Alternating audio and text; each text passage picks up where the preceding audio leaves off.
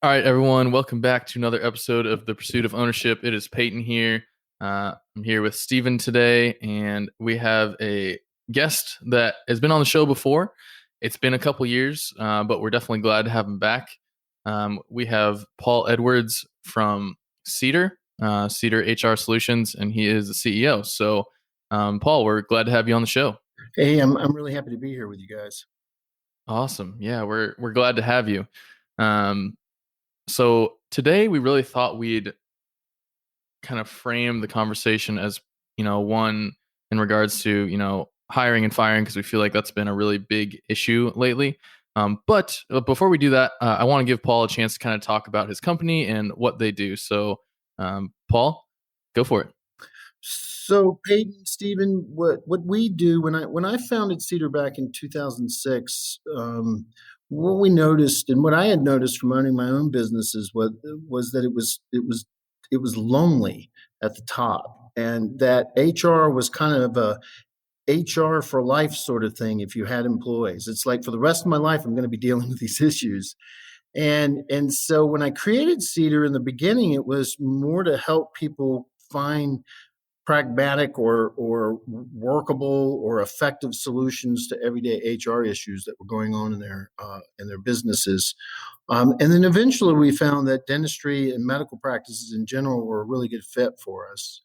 And so what we've kind of created is this. We've created this model where you have a set of HR experts kind of on your team, on demand. You reach out to them, and they can help you solve almost any issue with any employee. And that's what Cedar is. In order for us to be effective, um, I think we all need to realize as business owners or managers, if you're listening, that with every action you take with an employee or issue that you resolve with an employee on a day-to-day basis, there's likely some corresponding law or regulation that governs what our responsibilities are as owners and as managers, and also probably informs how you can solve a problem. And those laws and regulations are not always founded on what I would call common sense. And so, what you might think is a great idea to solve a problem, I would say, hey guys, I know that's what you want to do, but you can't do it that way. There's a law that says that you can't forbid people from discussing their wages. And so, I know these two employees are causing a big kerfuffle right now, but we're going to have to go about this issue in a different way. So, there's this need to be in compliance. So there's at the core of everything as an employer, and because you have doctor at the beginning of your name, there is this need to be in compliance because you're fit to be. I get the scary conversation is if you got the word doctor in front of your name, you can get sued over little stuff. People will come after you because they feel like you can pay the lawyer bills. And so in order for us to be effective problem solvers, we need to make sure that we have a good foundation. And that foundation is a set of policies that are built in an employee handbook, which is fully customized for the practice. So every single state, most cities, they all have different rules that apply in different ways about the same issues across all of our practices. So we have to make sure that we customize. And then finally, in our model, and it makes us pretty unique, is we make sure that you get training. So as we finish the customization, we're also training the managers and everybody's using the manuals, which kind of gives you a really good basis, a really good foundation to go from. So we're really a problem-solving company. We've created some really great software for HR for keeping all your records and stuff online, and we're also a compliance organization. We work across all 50 states. We have lots and lots of what we call members in those states, and that's basically what we do. That's awesome. Yeah, I know we always say that lots of times HR and managing your team is kind of one of the hardest parts of managing a practice. So having someone on your side, having someone in your court that can help you out there is definitely a fantastic resource. Stephen, what are your thoughts on that? Well, it sounds to me like you guys are both good at preventing problems from happening and then also helping solve them once they kind of arise, which I feel like is definitely something that can be useful. I also know this is something, as a dental student right now, I know this is something that we don't get lectured on too much. No, you don't. And especially considering, we get a training in one state and may move across the country with state-specific laws. There's a lot to it in the fact that we may think that we have an idea of what's going on, and then it could be completely different in another state where you end up going. Yeah, absolutely. I mean, the if you call me and you're practicing in California and you call me with a problem, the guy who calls me out of Texas or North Carolina or Nebraska, everybody's going to get slightly different answers to a lot of questions, because the laws are just different in those different places. It's impossible for you to keep up with. It's not something that you're designed for. I mean, we have people who are as dedicated to HR and have as much education around it as you do around being, a dentist. And so, um, you know, it takes a village sometimes, as they say. Yeah, it's definitely not something I feel like we have much experience nor training in. So I feel like having someone on your side who is able to kind of guide you through things is definitely something that can be useful. So will you tell us kind of what you have found in the past? I know we were talking about hiring and firing, especially in this modern age. And I don't want to bring up COVID as it's kind of been the subject of topic for the last year plus now, but obviously we've seen a lot of changes in the workforce, in the hiring and the firing. And I know there were a lot of people that were laid off at this time last year, and a lot of things have changed in the last year. So, what have you noticed that has changed the way that we have employees, some of the policies we have? What have you noticed with hiring, and can you just speak to that? Well, I mean, you hit it on that last one. I think one of the biggest changes has been hiring. I believe if everybody would look back to before COVID, I guess BC, and thought about that. Wow. Oh I wow, love that. wow! I'm going to have to use that now. I We'll love have to that. use that. So we go back to those times. Hiring was not exactly easy at that point either. So Stephen, you're still in school, but if you're out here hiring, you were having trouble at that point because what we had was basically everybody who was worth a darn was in the system and they were working somewhere. And so you were trying to get them to move around, from one job over to your job, and you were having people move out of your practice over to somebody else's practice or completely different job.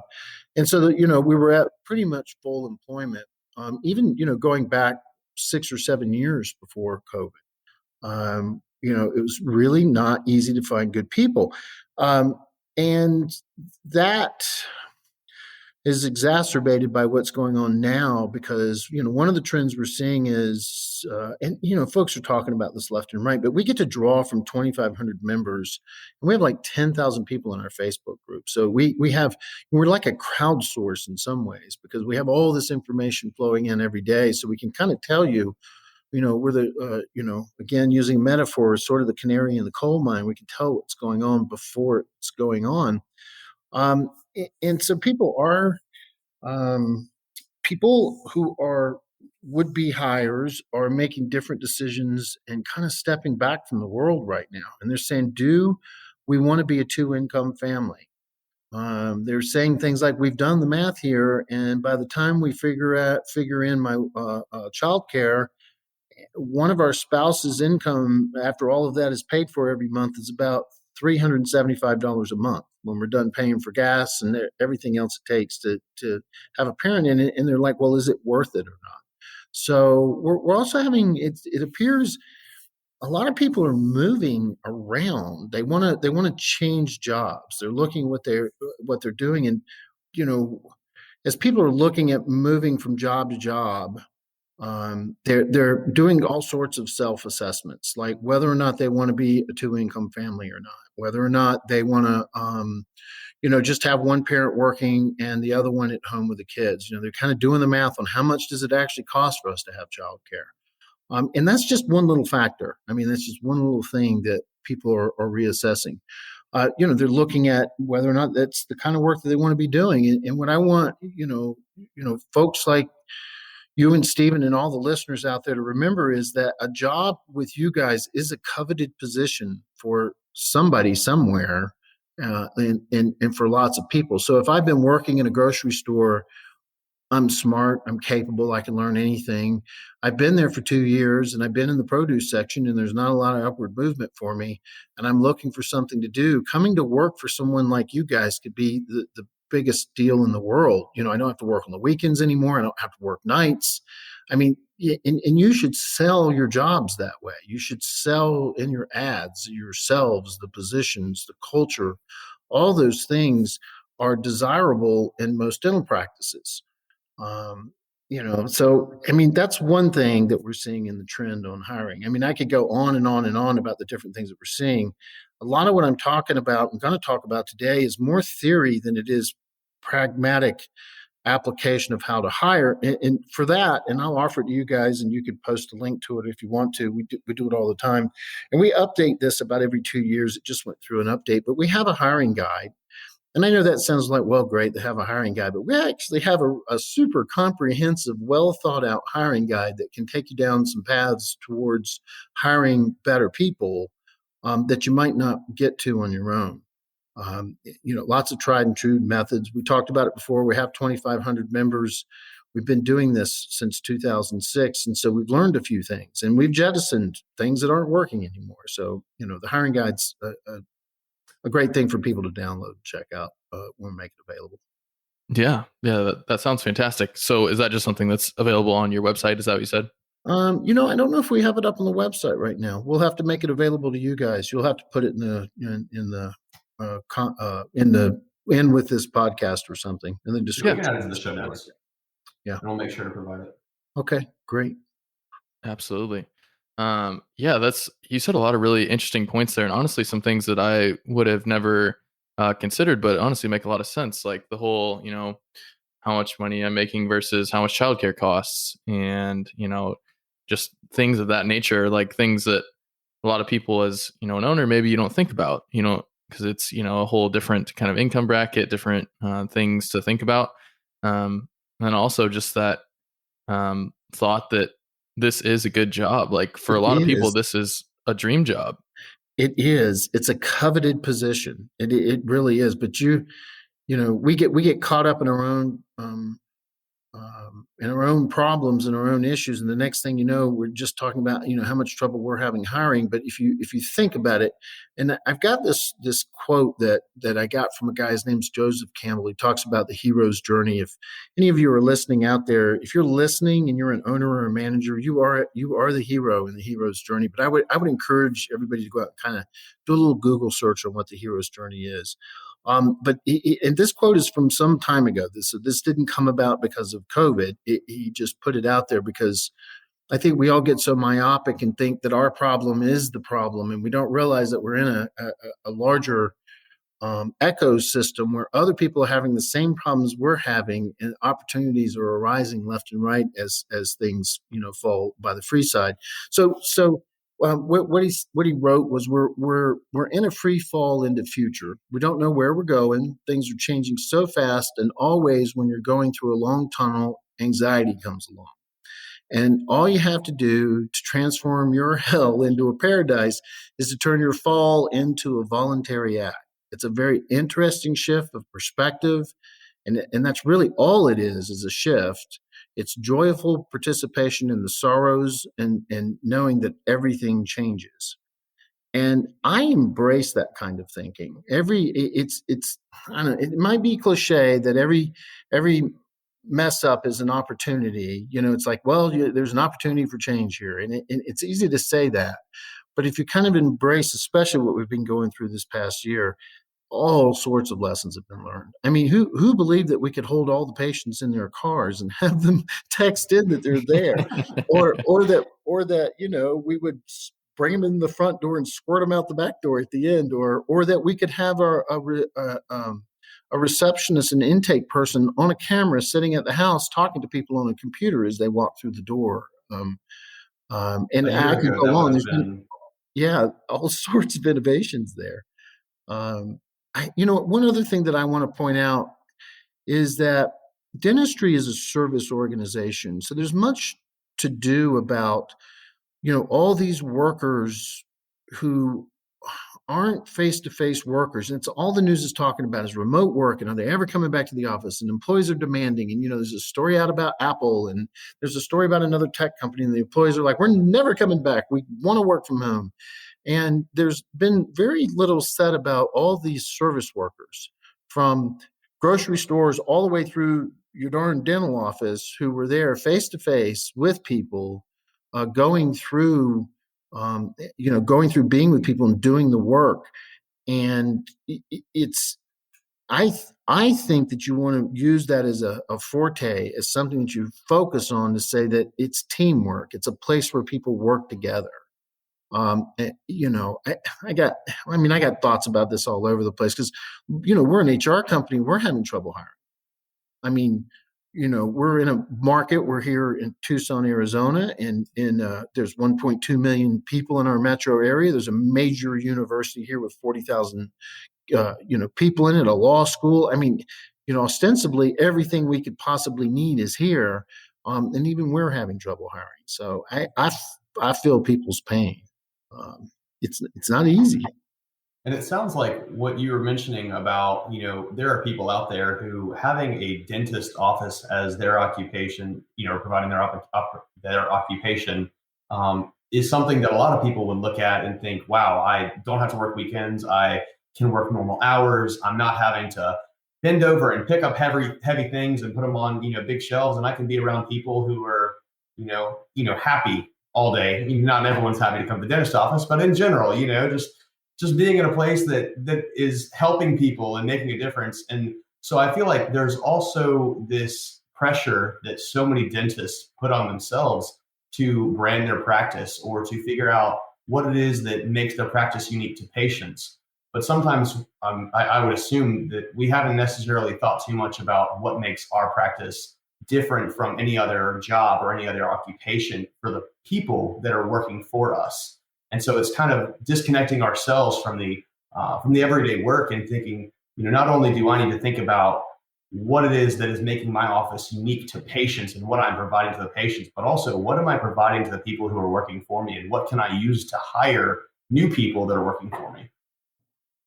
Yeah, I mean, yeah, that's exactly it. We're just having to give a little more thought to why people work where they work. And I think in before it was always about, time off or how much do you pay or something like that. And all those things matter. And I think they matter more than they've ever mattered before. So that's not news we all want to hear as employers because, I think people are demanding a little more pay. You're having to sweeten the pot when it comes to benefits and those sorts of things. But I also people, especially people in this 19 to 33-year-old range, and I'm not going to give it a generation name because it gets on my nerves so much. People in that generation, which I will not name, those they when I've talked to them, and I have several who work for me. And I did a kind of an informal thing. I met with everybody for about 20 minutes, 9 different employees, and I asked them the question. And I said, I don't want you to be, I'm not asking for you to say nice things about where you work, but you've all been here for, a longer amount of time, some for a year or two, some for 4 or 5 years. And why do you work for this company? Why do you like to work for Cedar? And every single one of them named something about what we do for them, like some little thing that I didn't realize how important it was.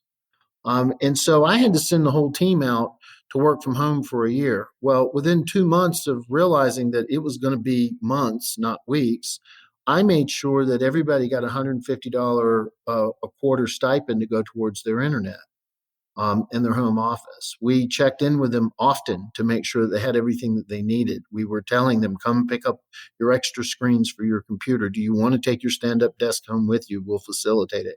We did things like that. We worked very hard to make sure they felt like they were safe. And we did some other things, but even before then, we had a culture that way. I know you guys can't do it in your office, but we let dogs in ours, as long as they're well behaved. Little thing, but makes a difference when your dog is sick and you can bring him to work and don't have to, you're worried about him. Same thing with kids. If you needed to bring a child in for a half day or a day, just because, needed to keep an eye on them, just keep that little germ vector away from me and you can bring them in. That was a joke, everybody, if you're listening. Uh, I laughed. Stephen paid to have their mics muted, and I'm like, they're laughing, but we can't hear it. So look, we provide lift to everybody. We have a company account. We provide it to everybody. Now that's self-serving, but what we tell the employees is, look, if you're out somewhere and you need a ride home, use Lyft. I don't want you getting in trouble. As an employer, for me, that just takes away from them. If they get picked up on a DUI or something stupid like that, or get in an accident, they're not good at work while they're dealing with that. On the other side of it, no one ever gets to call in and say, I'm not coming in because my car won't start. Because we're like, well, we got an app for that. So we'll see you in about 8 minutes, according to the Lyft thing that I'm looking in right now. So look, we were looking for things that we could do that would help make small differences. And it's not that all the team uses all those things, gym memberships and some other things. None of them use them. In fact, most of them don't use most of the things that we offer most of the time. The fact is that they appreciate the effort and knowing that those different things are there and that we're thinking about them. And so that leads me to one of my other points I was going to make, guys, is don't lose your people. Don't lose your good people to stupid things. I mean, that's one of the thing. One of the things. Once you got somebody good, now I'll use an HR term. We're not kissing anybody's asses here. We're not. We're still need people to do the work, and we've got whatever work situations we've got, but we also want to make sure that good people stay and that we can do some things for them. We do a lot of flexible scheduling. In one department, we have so much difficulty, and this is something you guys can do. We have so much difficulty in keeping people in the position. And I'll go ahead and share it with everybody. The position is the forward-facing position, Stephen and Peyton. These are the most important people in your office. They're the ones who take the calls from the people who are in pain. So in your case, people are in literal pain. And in my case, people are in figurative pain when they come in because they've got HR issues going on. So this is the receptionist for us. Yeah. And I hate to say it, but probably less so in your business, but more so in mine. We often get treated like we're Cox Communications or Verizon or American Airlines, like they're calling some call center where we're the enemy. And so it kind of starts that way until we get people to realize, hey, we're not the enemy. And it's just a tough position. So getting back to the reason why I shared that was we figured out that instead of them working 40 hours, they could work 32 to 35 hours. And we added another person to that team so that we could accommodate that. Now, did it cost us a little bit more? It did. We adjusted their pay up just a little bit because you can't just take 8 hours away from somebody or 3 hours away from somebody making $15, $16 an hour. And that be a good thing. I mean, they're still trying to make ends meet. So we had to kind of, adjust and tweak it and add another person part-time. But in the end, it took the pressure off. So that's the sort of thing that we've been learning, from people. And there was a magic number there. It was the 40th and the 42nd hour that was killing them. If we could get them out of there shy of that by 4 or 5 hours, they seemed to have better weeks. And more tolerance, for the members calling in. Yeah, and I've got to say that's very convenient for dental offices because I feel like a lot of dental offices do happen to fall into that like 32 to Yep. 36 hours a week, which is fantastic. Yep. It's fantastic. You just, you make sure you hold it there, Mm-hmm. I was actually curious about a point you said earlier. So you said, and I think this is roughly what you said, but you said don't lose good employees to stupid stuff. Can we get like some examples of stupid stuff? I feel like just putting some examples. I'm sure you've got lots of them. I don't know if Stephen, I don't know if I have a lot of them. Your employee comes to you and says that somebody else has offered them a job and the other people are willing to pay them X amount per hour. And you're offended that they're trying to negotiate for more money. B, you're offended that how dare they go look for a better job or a better paying job someplace else. And C, you feel like that they are trying to kind of hold you up and get more money out of you. Look, all three, A, B, and C could be true. But if they're really good at their job, I've just seen too many of my clients say, I'm not even going to talk to her. I'm just not going to enter into that. I'm not going to be drawn into that. And what I want to say is why not talk to this person and find out what is really going on there.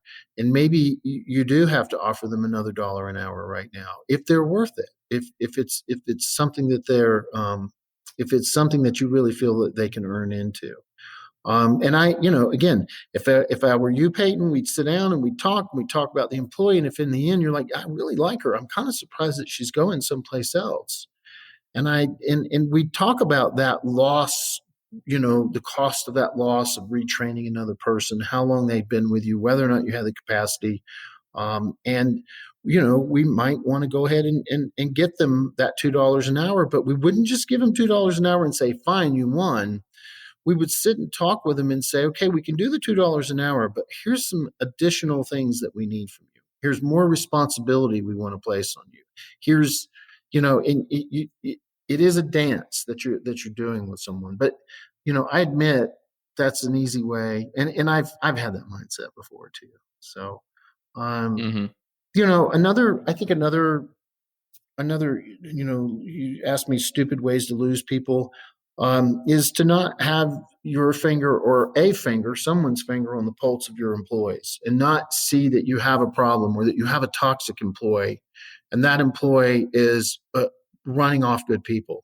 Because I want to assure you that if you use some of the techniques we teach you, you're going to pull in some pretty high quality people, and they're going to have none of the gossip and the backbiting and the crap that can go on in an office.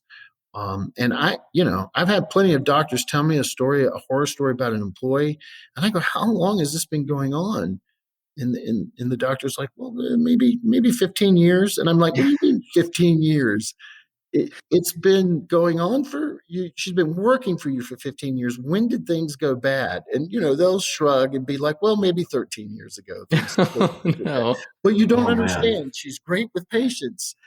Or you don't understand. My billing went from, I went from collecting 80% to collecting 107%. And, I feel that. I do. I understand why you don't want to get rid of that person.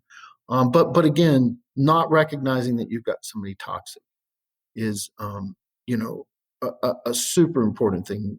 An easy way to lose lots of good people, or to lose good people who you've just brought in. Those are a few of the examples. Awesome. That's really helpful. So now that we've kind of talked about some of the ways to keep people and some ways to not lose the good ones, what are some of the ways that you found are helping people find the good ones right now? And I don't want to ask you to divulge all the company secrets you guys offer and everything, but there's no secrets. But if you're able to kind of shed some light on what you found and what's helping out right now, that'd be awesome. Okay, so having a system for hiring, even if it's not the greatest system, but having a consistent system for hiring is a great place to start. So that's where we go back to the hiring guide and we talk about things in an application way where you learn how to do behavioral interviewing, which is a style and a technique for interviewing people so that you can actually get some truth out of them and some you can enter into a conversation with them where they are really selling themselves and learn whether or not they're going to be a good employee. The other thing that, and it's again, maybe it's cliche, but I'm going to put it out there, and it's never been more important than it is now, and it's always be hiring. So always be willing to take in resumes, kind of put up job ads, maybe even when I know this sounds crazy, maybe even when you don't need someone, let your job ad run a little bit longer or put one up, in service to always be hiring. If you're standing someplace and you see someone deliver outstanding service, you're at a grocery store or a restaurant or UPS store or whatever, and you see somebody handle someone who you're like, wow, that's just like one of my pissed off patients right there. And look what a great job she did. Always be ready to slide a card across and go, my name's Dr. So-and-so, and I'm always looking for good people. I'd love it if you would visit my website and put your resume in. Good job with that person that you just dealt with. Now, obviously we can't pick up hygienists that way. We can't pick up some of those specialty skills, but for a lot of the people in your practice, you can pick up those people. Now, will they be a good fit once you get them in for interviewing and stuff? I don't know.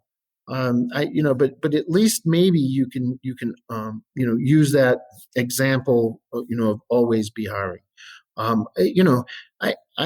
sit on a few boards. Um, about a week ago, I was sitting on a board, and they said, "Paul, any closing thoughts? It's your turn to close the meeting." And I said, I have six available job openings. The highest paid one is $85,000 a year starting, and the lowest paid one is $39,000. They're all good jobs, no weekend work. If you or anyone you know knows someone who's looking to come back into the workforce, I could really use your help. Sent him my way and told him what to do. And that was the other important thing to do, was to, again, part of our system, our jobs are posted someplace and everybody knows where to send people. And we got three applicants out of just that conversation. And there's nobody on my team who can't do that. Even my frontline workers, receptionists, they have friends, and they have things that they do in ways that they can speak up to say we have jobs available. Um, we use bonus systems. Right now, we're using a sign-on system. I don't love giving sign-on bonuses, but ours works this way. First, for the employee, if you refer someone in and they make it 90 days, you get $500. Well, that just went to $1,000, because our average time of opening, because we won't hire a warm body right now, is about 4.5 months, and that's just too long. That's putting a lot of work on some other people. So we're up in the game, because trust me, I'm losing much more than $500 if I wear somebody out and they quit because we couldn't get a position filled. And then for the person that we've hired, they've got to stay for 6 months, and then they get whatever bonus it is that we're offering them. So it's a contingency bonus. I'm not giving you $500 or $1,000 for walking through the door and gracing me with your presence on day one. I'll give you $1,000 6 months from now if you turn out to be the amazing person that you've been telling me you are in this interview. We used to call the resume the packet of lies. You had to get by the packet of lies. So those are some of the techniques that we're using to get good. Always be trying to get good people in.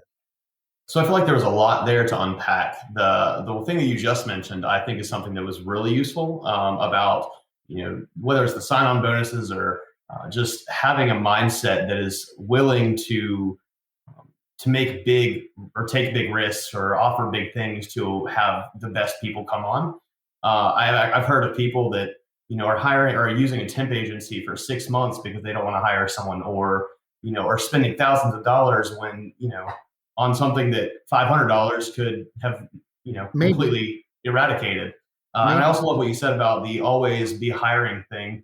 I was actually at a large chain coffee store this morning that I'm not going to mention, but there was an employee who was just extremely, happy and bright at 5 something in the morning. They probably shouldn't have been that happy. And as soon as I got up there, I was like, man, you have got way more energy than you should at 6 a.m., even if it's, even if you loaded up on coffee. And that is the kind of person you probably wouldn't want to have on your team, and you could possibly, hand a card to.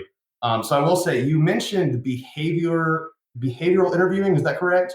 Mm-hmm. Am I saying that right? Will you kind of discuss that a little bit more? It sounded really interesting, but I don't know that I'm familiar with the concept. Oh gosh, you're such a student, Stephen. You're such a gentle student. Look, behavioral interviewing is where you are asking the employee to demonstrate in the words that they use, that they are proficient at doing some specific job. So your question is first to they can't, if they can answer the question yes or no, you've missed the mark. So are you easy to work with? Well, yes, I'm great to work with. Those types of questions really don't serve very well. So oftentimes a behavioral interview question starts with, tell me about a time when you. And so if they were working at a grocery store and that, then you'd say, tell me about a time when you had a difficult customer and there was no manager available. What happened and how did you resolve that issue? In your job, were you responsible for resolving problems with customers? Now they can answer that yes or no, but then your next question is since they said yes, well then please tell me about a time. And then you bring in the stuff that happens at your business and ask them to relate to that, how how they did it. Have tell me about a time. Have you ever worked at have you ever worked at a practice that changed systems in the middle of everything? So you'd been there for a while, and all of a sudden a consultant comes in and they change all the systems. Now, you may get someone who just says no, and that's okay. But if they say yes, they pique my interest. So tell me about how that looked. What part of the systems did they change? And if they're interviewing for a management position, they ought to just that's a softball. I just toss that up in front of you. And now you're going to tell me, how it changed for the better, how it got screwed up, and what role you played in fixing that. So you can set up a whole bunch of different behavioral interviewing questions, and we give examples in the hiring guide. But ultimately, you want to learn the techniques so that you can test for the things that you want, that you value.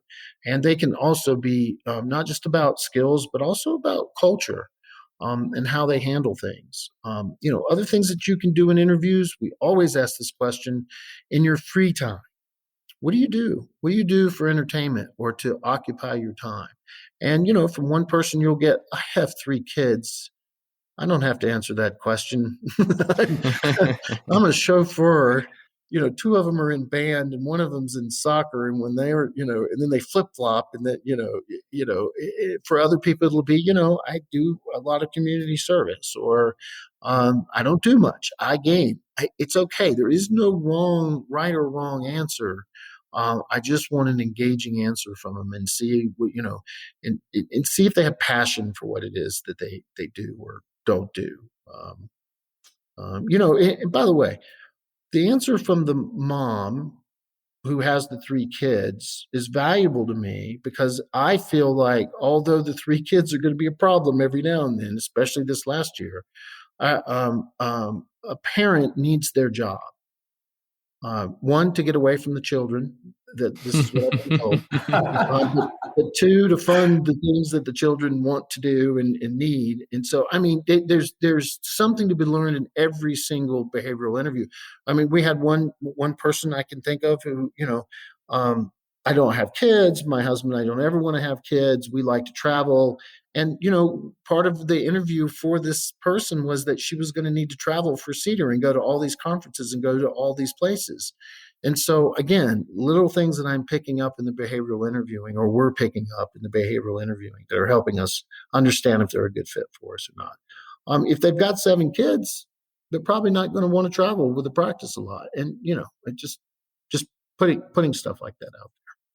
Yeah, that sounds awesome. So, kind of what I'm gathering from the behavioral interviewing is that you're trying to get more than yes and no answers out of them. You're trying to, get to know them better, get to hear about their experiences, how they deal with different things in, their career, and just everything involved in that. As Yes. far as, I was going to say, so as far as once you get these answers, like what's your process for people? Like, do you feel like having the team involved in hiring at a dental practice is a good idea? Do you kind of steer the other way? What's your philosophy on that? Well, I think it depends on the size of the practice, and it also depends on your capacity to be able to train the people who are going to be in the interview with the with a potential employee, with the candidates, because they can't ask the questions that you're not supposed to ask either. So it's good natured, but they're sitting there like, "How many kids do you have?" And it's like, no, we're not supposed to ask that right now. And so they've got to be trained not to ask certain questions. And that's not hard to do. I think that there's value in it, and especially if you have people on the team who want to do it, who want to be a part of the interviewing process, and then particularly if they have some responsibility for managing this person. So we always interview initially, and then at some point, the manager who is going to be working with this employee gets brought in pretty early to be in the interviews. And so it's our head of HR and that person, and that manager interviewing that person. And sans that, if you can't be in every single one as the doctor, because you're head of HR, by the way, whether you like it or not, you're probably going to be head of HR, at least for some time to come. You can offload this and have two employees, again, who know what they're doing, pair up two managers in your practice. And let's say you're a practice with just say 5 or 6 or maybe 8 employees, which is, a lot of our customers. It's a lot of our members are in that pocket, and that's where they're going to be, and it's a great space for them. The idea that you're probably going to be involved in most of the hiring is something that you all learn to embrace, and be a part of. I'm not sure I answered the question, but hopefully you got something out of everything I just said.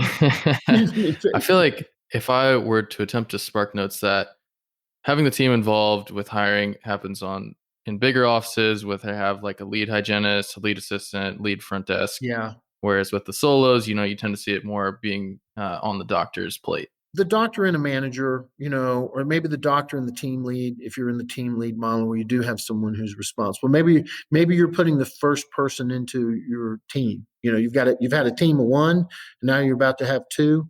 Well, I would involve, if you feel good about it, I would involve that team member. Mm-hmm. I think it's also a good idea.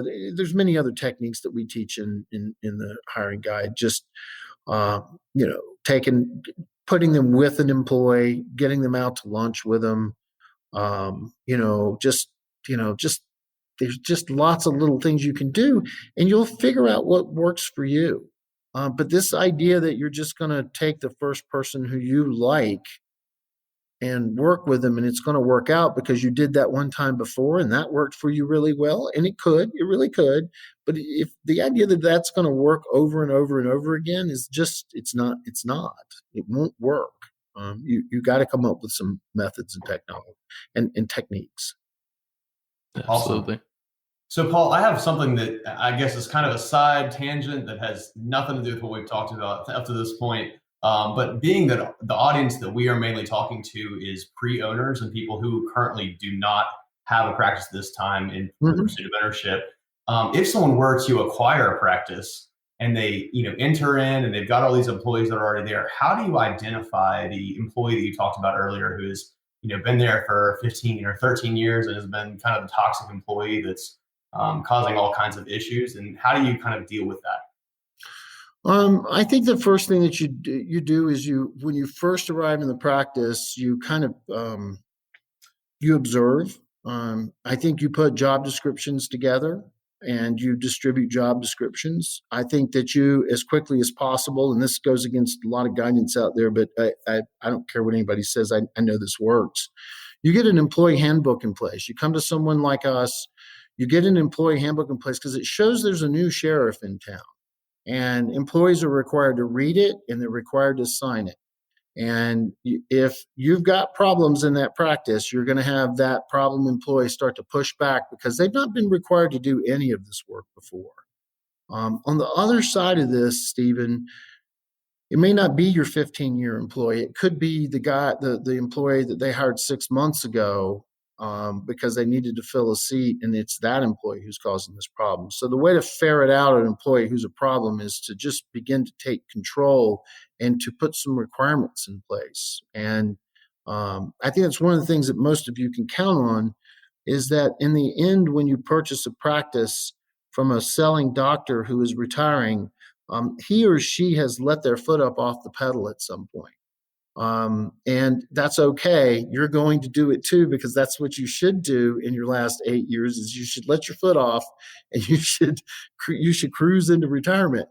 And so it's going to be a shock when you come in, and putting systems in place like job descriptions and employee handbooks and starting to require specific things of those employees is going to bubble up, for lack of a better word, the troublemakers in the practice. On the other on the other end of that too, you want to make sure that if you've got valuable people in place, that you understand they're going through change. They probably just had some fear. They may have had an ambush sale where they didn't realize the practice was going to be sold. You need to realize all those factors are in place and try to hold on to the good people.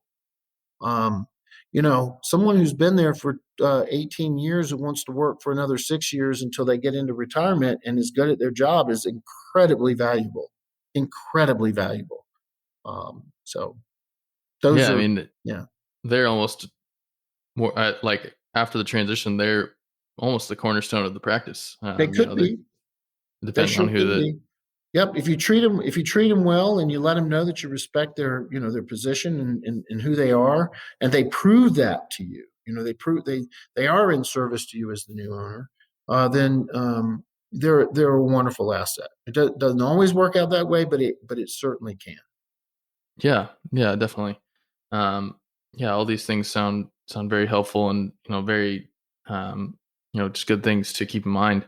Uh, I'm super curious. So I know obviously you have a ton of HR experience, whether it's dental practices, medical practices, etc. Um, is there one kind of most common mistake that you see people make, either intentionally or unintentionally? I think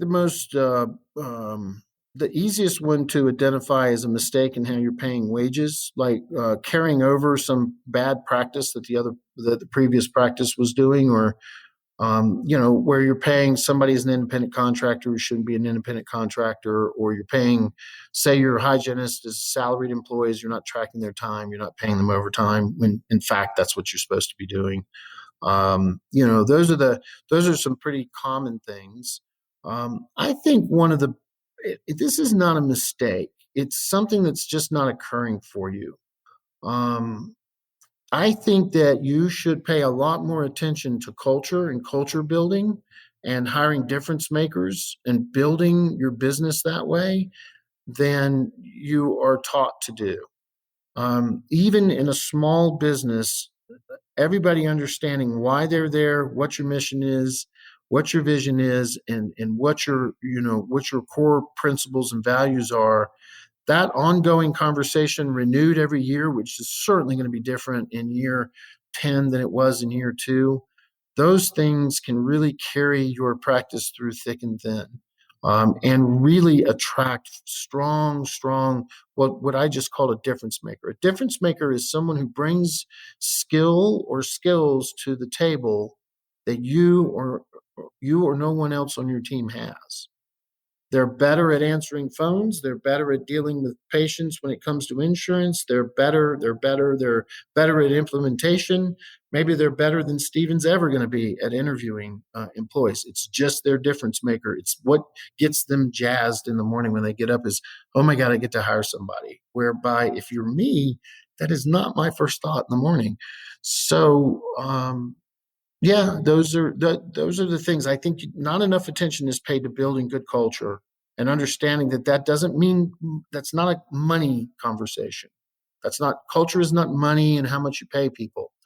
Again, that matters, but that they have a sense of purpose and vision of why the practice is there.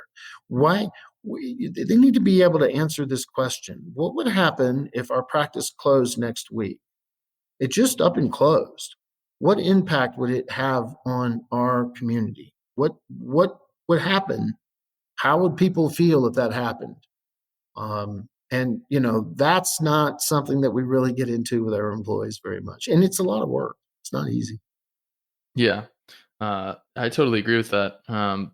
The thing that I feel like is really interesting about that whole conversation of building your team for culture rather than focusing on money or whatever else it might be, is the thing is, at the end of the day, a salary is fairly easy to replace. A culture is not. Yeah. So, another office, maybe they'll come in and they'll offer them, a couple more dollars an hour. Sure. But if you build a culture that really embraces the team, really embraces, they feel like they're understood, they feel like they have a voice in the practice, that's much more difficult to replicate. And at the end of the day, it's going to make them much less likely to leave as a result. It's true. I mean, that's just one of the good things about good culture. Yeah. Yeah.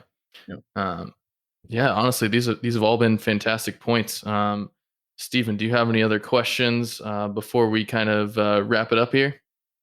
I don't have any more questions, but this has been very valuable. I feel like all of our listeners will gain a lot from this. Awesome. Paul, do you have anything you kind of want to close off on before we wrap it up? Well, I'm going to do something against my better judgment, but I'm going to tell you Perfect. two. I'm going to tell you two that I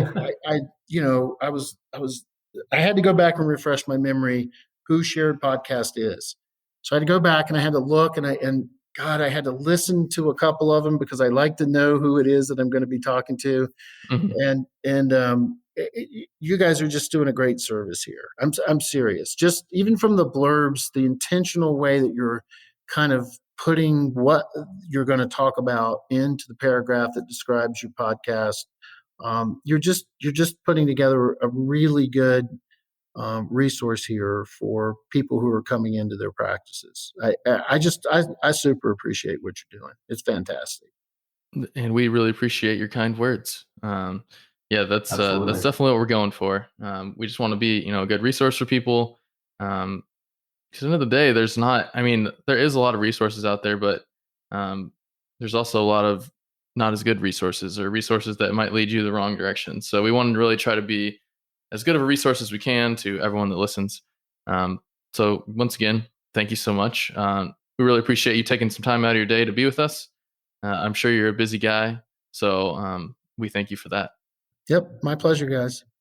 I know we had Awesome. you on a couple seasons ago, a couple years ago, but this has been really valuable. I know we're going to want to have you back on at some point in the near future. Oh, anytime that you guys want to listen to me prattle on about HR, man, I'm in. Just call me up and put me in. I love to talk about HR. No, we'll definitely have to hash out again. Well, thank you so much, Paul. We'll see you guys next week on The Pursuit of Ownership.